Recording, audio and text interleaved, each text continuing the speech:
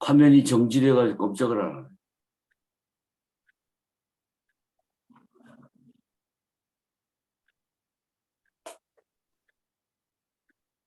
하네. 다 들어오셨네. 정희동 목사님, 이병인 선교사님 다 들어왔습니다. 할렐루야. 예, 반갑습니다.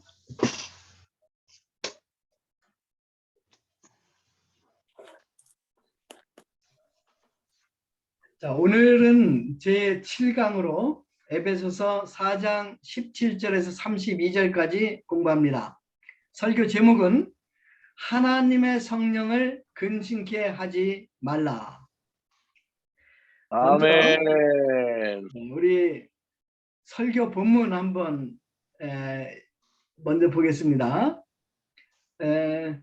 우리 원영 형님께서 17절에서 24절까지 먼저 한번 읽어주시겠어요? 예, 영광입니다.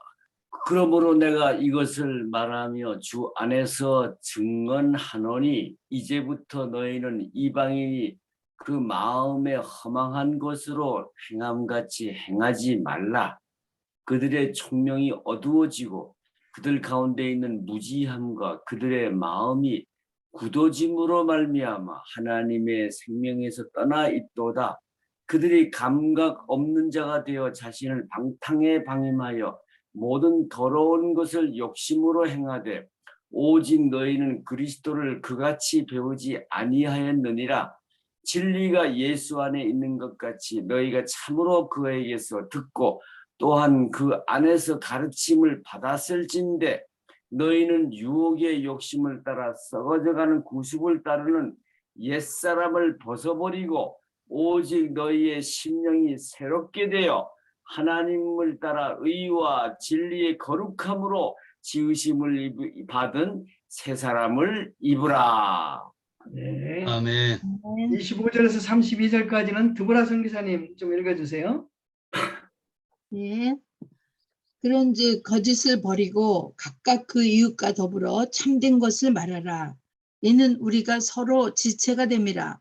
분을 내어도 죄를 짓지 말며 해가 지도록 분을 품지 말고 마귀에게 틈을 주지 말라.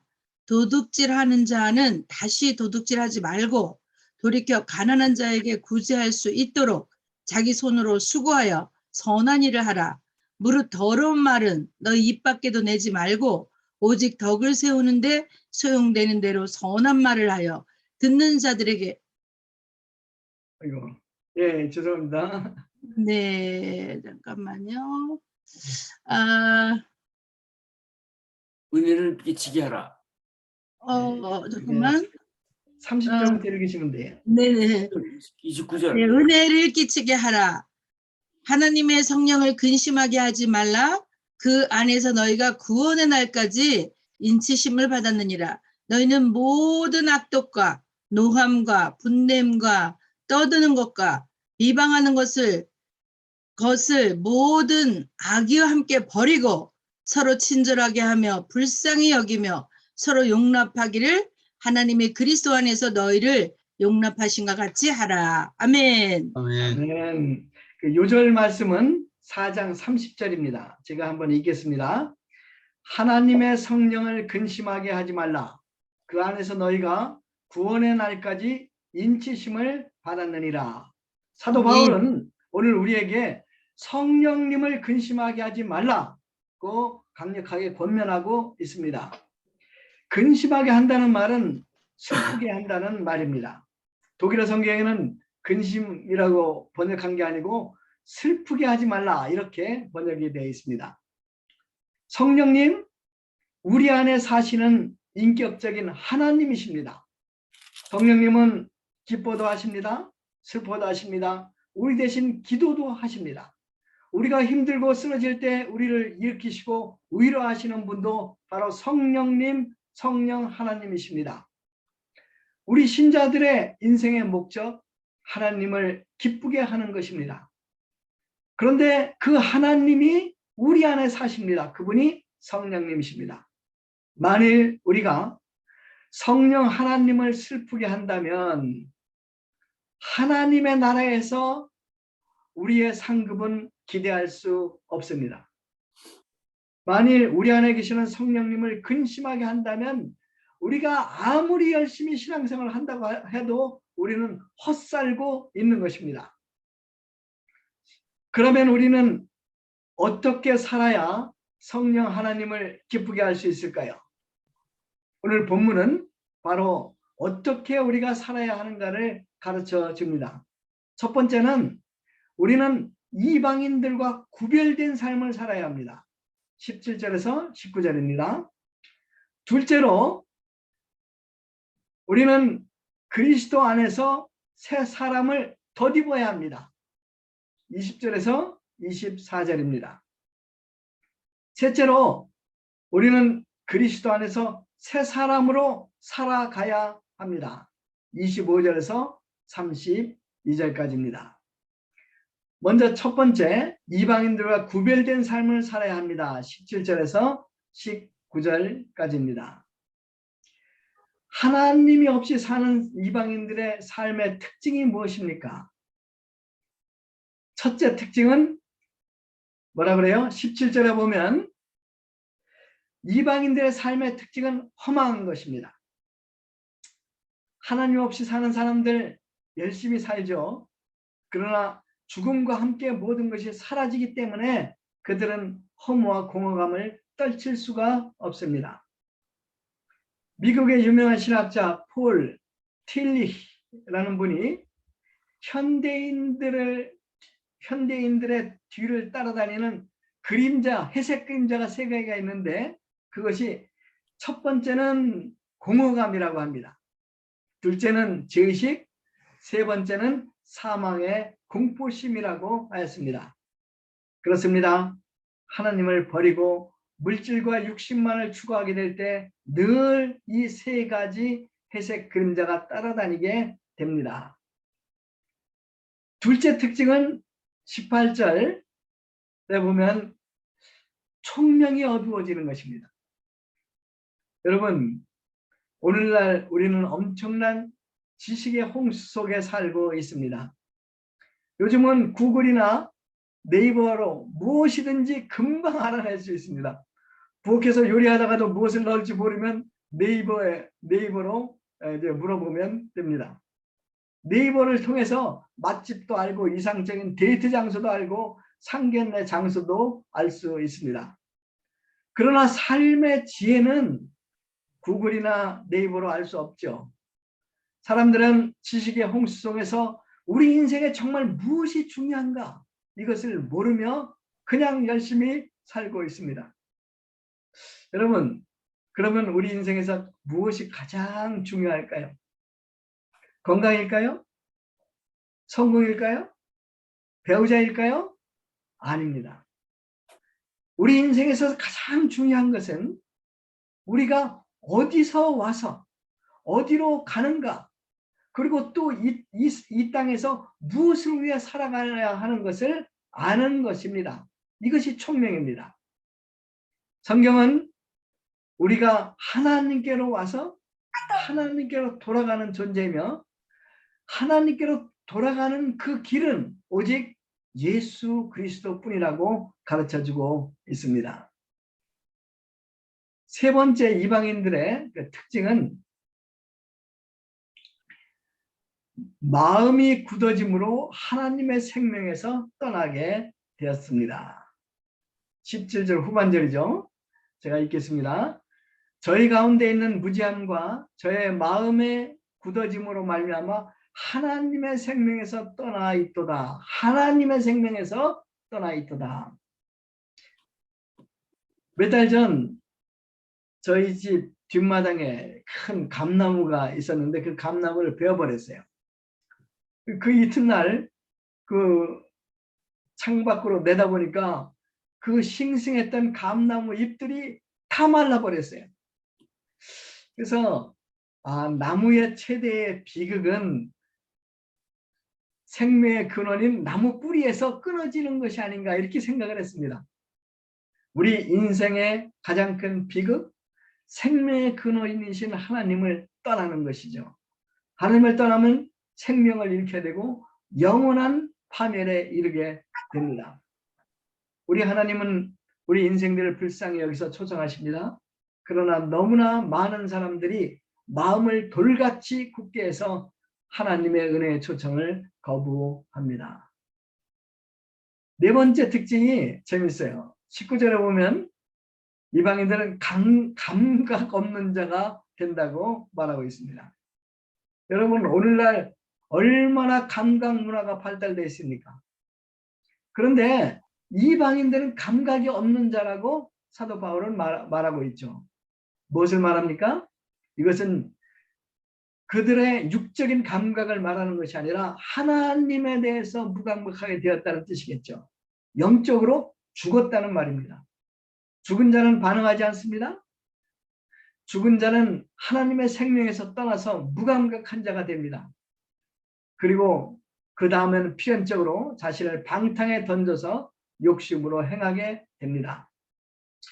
우리가 성령님을 근심하게 하지 않으려면 우리는 이방인들과 구분되어서 거룩한 삶을 살아야 합니다. 그렇지 않을 때 우리 안에 계시는 성령님께서 슬퍼하십니다. 이 파트, 우리는 그리스도 안에서 새 사람을 입어야 합니다. 이것이 이제 20절에서 24절까지입니다. 20절, 21절 우리 원복사님 한번 읽어주시겠어요? 오직 너희는 그리스도를 그같이 배우지 아니하였느니라. 진리가 예수 안에 있는 것 같이 너희가 과연 그에게서 듣고 또한 그 안에서 가르침을 받았을진데. 예, 바울은 우리 신자들이 이방인처럼 살 수 없다. 그 이유가 무엇인가 하는 것을 말하고 있어요. 그 이유가 무엇이에요? 우리가 그리스도를 그같이 배우지 않았기 때문입니다. 아멘. 이제 이 표현이 재밌는데요. 바울은 에베소 성도들이 그리스도에 관해서 배웠다고 하지 않아요. 뭐라 그래요? 너희는 그리스도를 그렇게 배우지 않았다. 이렇게 말합니다. 그리스도에 관해서 배우는 것과 그리스도 자체를 배우는 것은 차이가 있습니다. 그리스도에 관하여 배우면 그리스도에 대한 지식은 얻을 수 있지만 예수 그리스도와 인격적인 관계가 맺어지지 않습니다. 그러면 생명이 없죠. 우리가 그리스도를 배우고 그리스도와 인격적인 관계를 맺으면 우리는 그리스도가 주시는 생명으로 살아가게 됩니다. 아멘. 세계의 모든 종교는 그 종교의 창시자의 가르침을 가장 중요하게 여기죠. 불교는 석가모니의 가르침이 더 중요합니다. 유교도 마찬가지죠. 공자님보다 공자님의 가르침이 훨씬 더 중요합니다. 근데 기독교는 다르죠. 기독교는 예수님의 가르침보다 예수님 자체가 가장 중요합니다. 성경은 예수님의 교훈을 깨달음으로 영생을 얻는다고 말하지 않고 예수님을 믿음으로, 예수님을 알므로 우리는 영생을 얻는다고 말하고, 성경은 말하고 있습니다. 그렇습니다. 예수님이 곧 길이요 진리요 생명이십니다. 21절에 이런 표현이 있어요. 진리가 너희 안에 있는 것 같이 너희가 참으로 그에게서 듣고 또한 그 안에서 가르침을 받았습니다. 재미있는 표현이에요. 에베소 성도들은 누구에게 배웠어요? 사도 바울에게 배웠죠. 3년 동안 열심히 사도 바울이 가르쳤지 않습니까? 그런데 바울은 그들이 예수님께 듣고 또 예수님 안에서 가르침을 받았다고 이렇게 표현하고 있어요. 그래서 생각해 봤어요. 이게 무슨 뜻일까? 네, 두 가지로 볼 수 있는 것 같아요. 첫 번째는 사도 바울이 정말 철저히 예수 그리스도 중심으로 설교를 했다는 것이죠. 철저히 예수 그리스도 중심의 설교를 했다. 두 번째는 성도들이 바울이 가르치는 그 가르침을, 바울이 설교하는 그 설교를 마치 그리스도께서 직접 가르치는 것처럼 받았다는 말이죠. 아멘. 모든 가르침을 예수 그리스도 앞에서 받고 예수 그리스도의 말씀처럼 영접하고 예수 그리스도 안에서 순종하며 행했다는 말이겠죠. 사도 바울이 위대합니다. 그러나 더 위대한 것은 에베소 성도들인 것 같습니다. 에베소 대부흥이 일어날 수밖에 없는 이유 중 하나는, 중요한 이유 중 하나는 바로 에베소 성도들의 이처럼 겸손한 마음밭이었던 것 같습니다. 22절에서 24절을 보겠습니다. 제가 읽겠습니다. 너희는 유혹의 욕심을 따라 썩어져가는 구습에 쫓는 옛사람을 벗어버리고 오직 심령으로 새롭게 되어 하나님을 따라 의와 진리와 거룩함으로 지으심 받은 새 사람을 입으라. 이렇게 얘기하고 있어요. 고린도서에서는 사도 바울은 그리스도 안에서 너희는 새 피조물이다 이렇게 얘기했는데 여기는 새 사람을 입으라 이렇게 얘기했어요. 우리가 예수 그리스도를 나의 구주로 영접할 때 우리는 거듭나서 신자가 됩니다. 그렇다고 해서 우리의 구습의 옛사람 모습이 싹 없어지는 것이 아닙니다. 어떻게 해야 합니까? 우리는 날마다 옛사람을 벗어버리고 의와 진리의 거룩함으로 지으신 새 사람을 입어야 됩니다.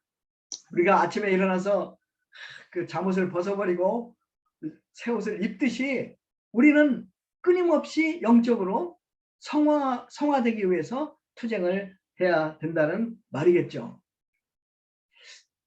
자, 그러면 우리가 어떻게 매일 새 옷을 입을 수 있을까요? 새 사람을 덧입을 수 있을까요? 바울이 이렇게 얘기하죠. 오직 심령으로 새롭게 되어. 오직 심령으로 새롭게 되어. 무슨 말일까요? 우리의 생각과 우리의 마음을 새롭게 하라는 말이죠. 우리의 삶이 변화되는 것은 우리의 생각이 바뀔 때, 또 우리의 마음이 새롭게 될 때 바뀝니다. 비슷한 말씀을 사도 바울은 3장 16절에서 16절, 17절에서 그렇게 말씀하셨죠. 자, 드보라 선교사님 한번 읽어주시겠어요? 네. 그 영광의 풍성을 따라 그의 성령으로 말미암아 너희 속사람을 능력으로 강건하게 하옵시며 믿음으로 말미암아 그리스도께서 너희 마음에 계시게 하옵시고. 아멘. 예, 감사합니다. 성령이 우리 안에 충만하고 그리스도께서 주로서 우리 마음에 늘 거하시는 것을 인정하며 살면, 또 이 예수님과 동행하며 살면 우리는 새롭게 됩니다. 아멘. 매일매일 하나님을 따라 의와 진리와 거룩함을 지으심을 받은 새 사람을 입을 수 있게 됩니다. 아멘. 자, 이것이 이제 두 번째 파트죠. 세 번째 파트는 그리스도 안에서 새 사람으로 살아가십시오. 25절에서 32절까지입니다. 자, 이제 5가지인데요. 5가지. 우리가 새 사람으로 어떻게 살아야 되는가를 지금 사도 바울이 구체적으로 얘기하고 있어요. 첫 번째가 뭐냐면 25절에 나오는 거짓을 버리고 참된 것을 말하십시오. 25절 제가 읽겠습니다. 그런즉 거짓을 버리고 각각 이웃으로 더불어 참된 것을 말하라. 이는 우리가 서로 지체됨이라. 가장 첫 번째가 뭐냐면 늘 참된 것을 말하라. 이제 신뢰가 참 중요하죠. 이제 신뢰가 무너지면 관계가 깨지고, 관계가 깨지면 우리 삶이 지옥이 됩니다. 우리가 서로 참된 것을 말해야 될 이유는 우리는 한 몸에 붙은 지체이기 때문입니다. 거짓말은 진리 되시는 성령님을 근심케 하는 것입니다. 그래서 거짓을 버리고 늘 정직하게 참된 것을 말하십시오. 두 번째는 분을 품지 마십시오. 26절, 27절. 분을 내어도 죄를 짓지 말며 해가 지도록 분을 품지 말고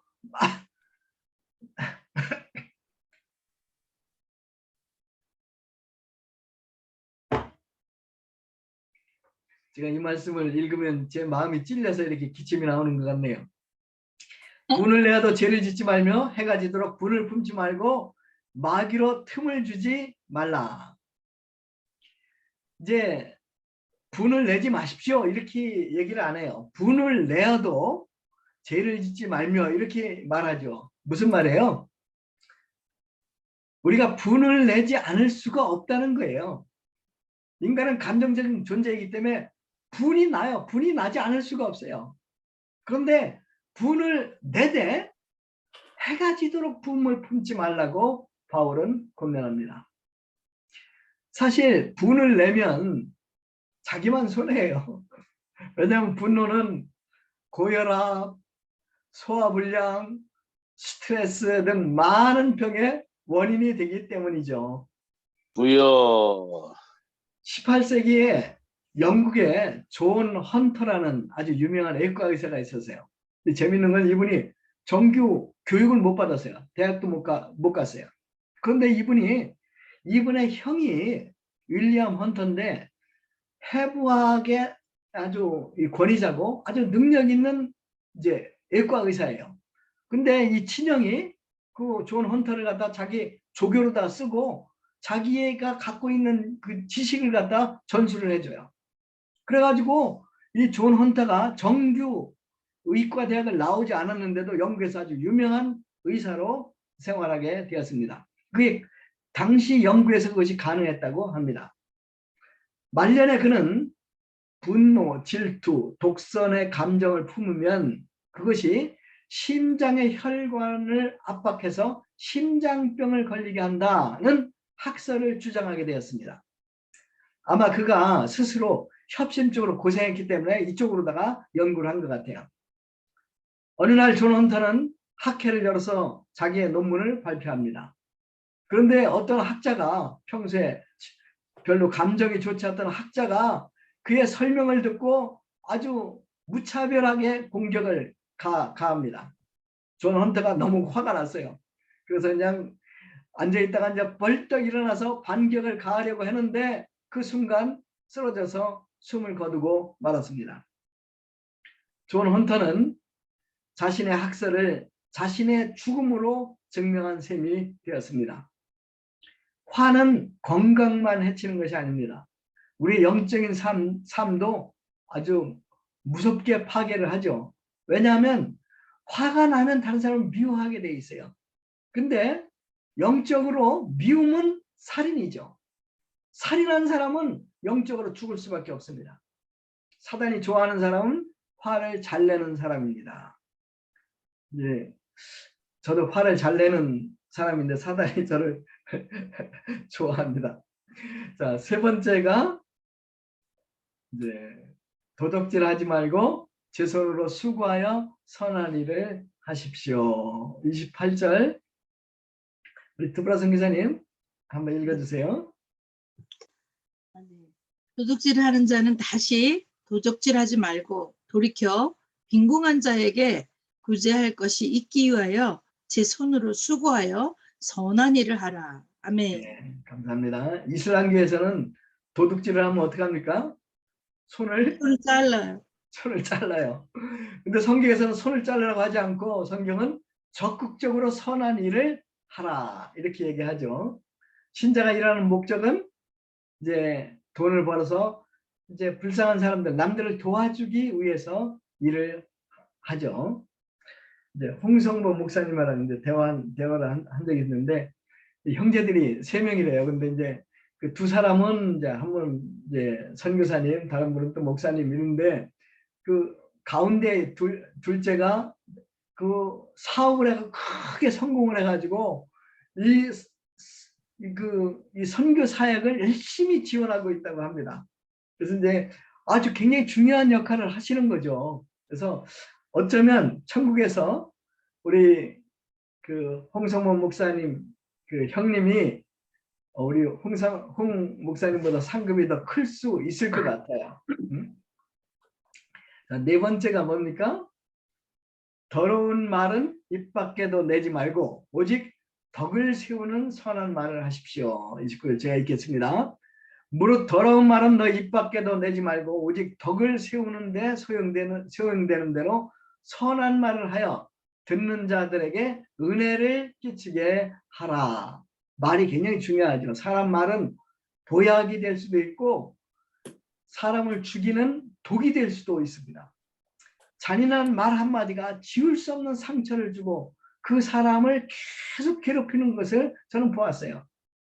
또 이 말 한마디로 분쟁이 일어나기도 합니다.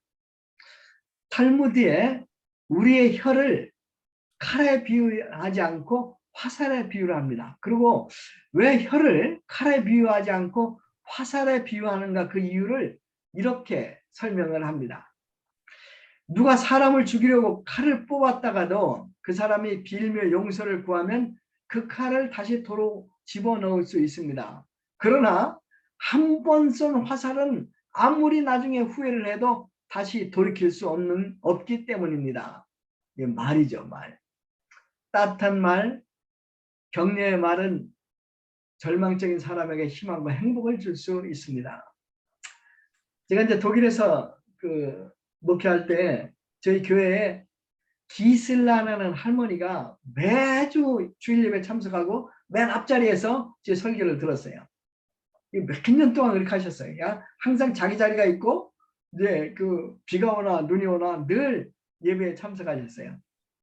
그리고 이분이 일주일에 일주일 그 주에 이제 예배 참석하고 그 주에 항상 화요일이나 수요일에 꽃을 들고 저를 찾아와요. 그리고 저에게 이제 그 꽃을 선물을 하셔요.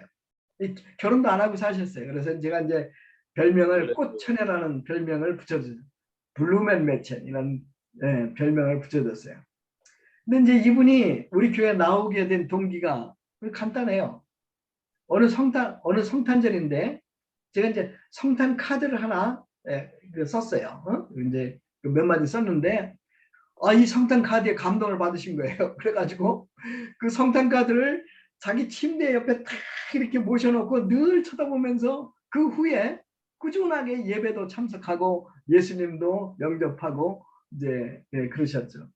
작년에 제가 이제 독일에 갔었잖아요. 그럼 독일에서 이제 그분을 찾아뵈려고 이제 갔어요. 예배도 안 나오고 그래서 찾아뵈려 갔는데 제가 떠나고 한 달 후에 돌아가셨다고 합니다. 그래서 제가 못 만났어요. 이제 제가 아마 천국에 가면 제일 먼저 이 할머니가 꽃을 들고 나오실 것 같습니다.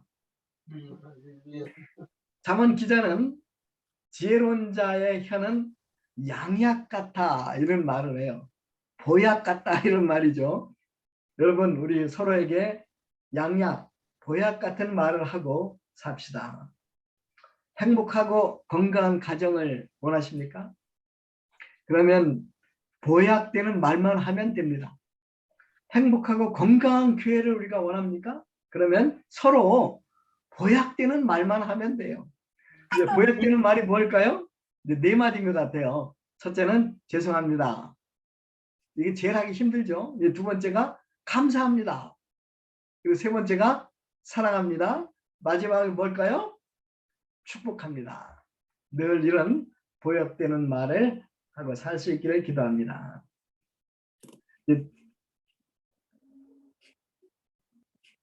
자, 이제 5번째인데요. 5번째가 서로 친절하게 불쌍히 여기며 서로 용서하십시오. 네, 우리 드보라 성사님 부탁합니다. 네. 31절 32절.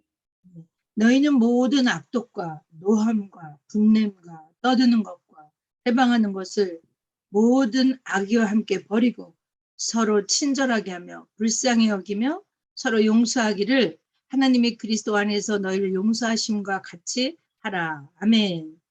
아멘. 모든 악독과 노함과 분냄과 떠드는 것과 해방하는 것 모든 악의를 버리고 적극적으로 서로 친절하게 대해야 된다고 말하고 있습니다. 그런데 이건 신자들이 당연히 해야 하는 것입니다.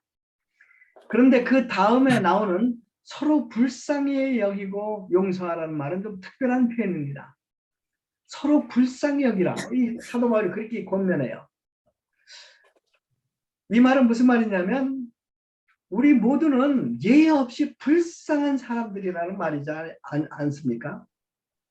이제 자존심이 좀 상하는 말이죠. 그러나 사실입니다.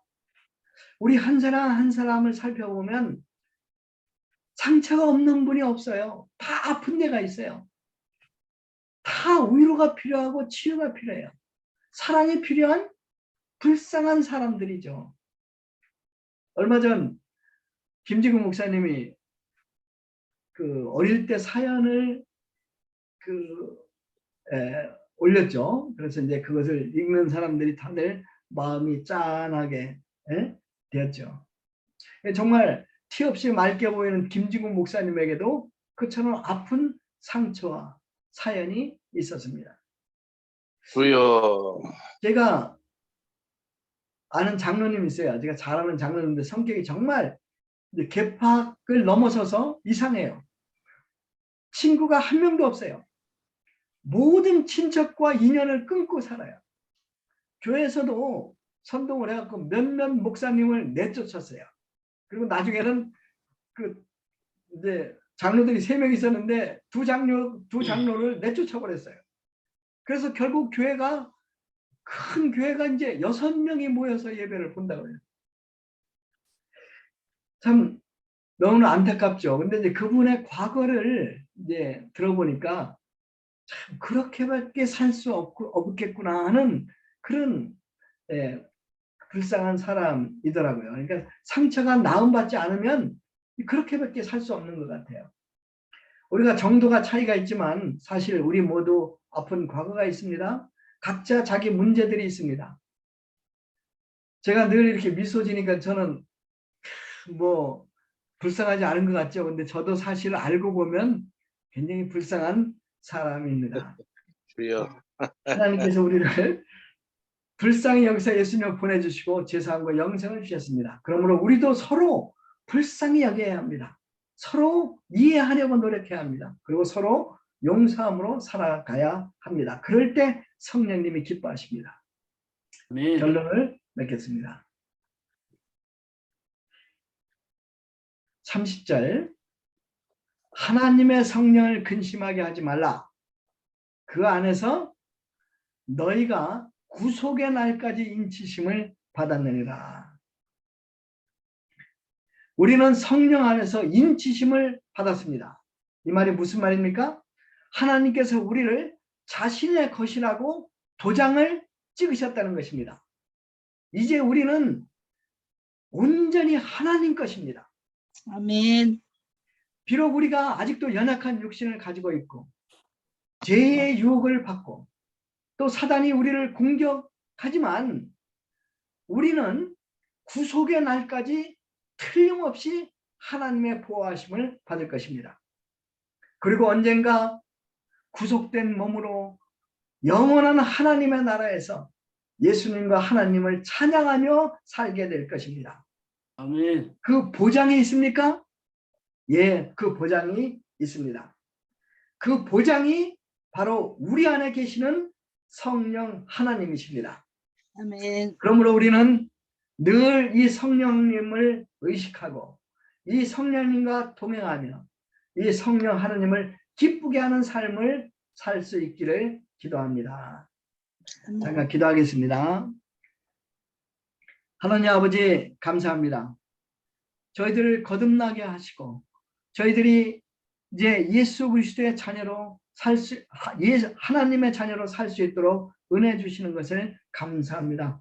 또한 무엇보다 감사하기는 저희 안에 성령님을 보내주셔서 성령 하나님께서 늘 저희와 함께하는 것을 감사합니다. 저희들이 이 성령 하나님을 기쁘게 하는 삶을 살기를 원합니다. 하나님 아버지 늘 저희들이 저희 안에 계시는 성령 하나님을 인식하고 동행하며 성령님이 기뻐하시는 일을 할 수 있도록 도와주십시오. 감사합니다. 예수님의 이름으로 기도했습니다. 아멘. 녹화 중지해 주시고요. 예. 할렐루야.